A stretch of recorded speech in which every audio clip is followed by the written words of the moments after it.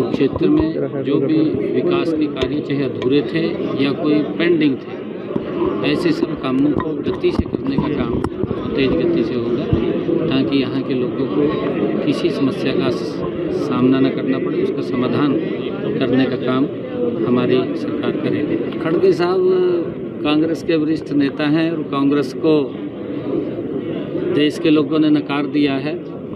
अब उन पर ट्वीट करने के सिवा कुछ रहा नहीं है, क्योंकि वन नेशन वन इलेक्शन, इससे देश को भी लाभ होगा, विकास की गति भी तेज होगी। कांग्रेस कभी नहीं चाहती कि देश का विकास हो, क्योंकि लंबे समय तक देश के ऊपर शासित रहे हैं।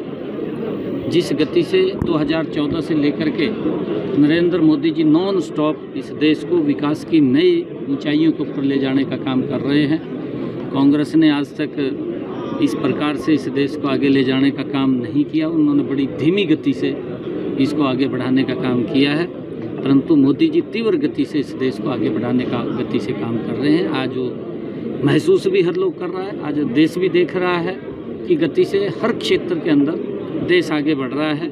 आदरणीय प्रधानमंत्री जी की जो सोच है कि 2047 तक ये विकसित भारत बनेगा, और उस विकसित भारत को लेकर के जो समस्याएं हैं उन समस्याओं का समाधान करते हुए आदरणीय मोदी जी ने धारा 370 को समाप्त किया। खड़गे साहब ने तब भी ट्वीट किया था कि ये धारा 370 समाप्त नहीं होनी चाहिए, तब भी उनका ट्वीट आया था।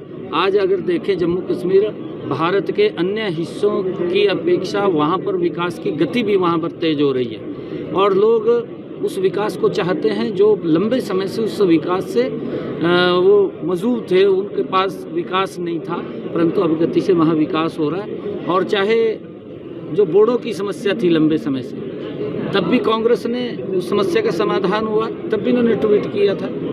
कांग्रेस की जब कांग्रेस ने, खड़गे साहब ने या राहुल ने तब भी ट्वीट किया था जब आदरणीय प्रधानमंत्री जी ने प्रधानमंत्री किसान सम्मान निधि लगाई थी, तब भी उन्होंने इसका विरोध किया था।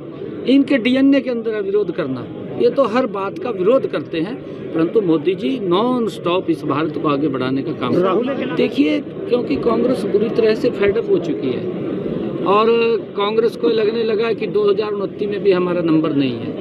अब उन्होंने जो ये रास्ता चुना है ये दुर्भाग्यपूर्ण है, ऐसा रास्ता लोकतंत्र के अंदर नहीं है। इन्होंने तो चाहे संविधान के अपमान की बात हो, चाहे डॉक्टर भीमराव अंबेडकर जी के अपमान की बात हो, चाहे लोकतंत्र के अपमान की बात हो, चाहे राष्ट्रपति जी के अपमान की बात हो, चाहे उपराष्ट्रपति के अपमान की बात हो, एक भी ऐसा कोई भी विषय कांग्रेस ने नहीं छोड़ा जिसने इन संवैधानिक संस्थाओं का अपमान न किया हो।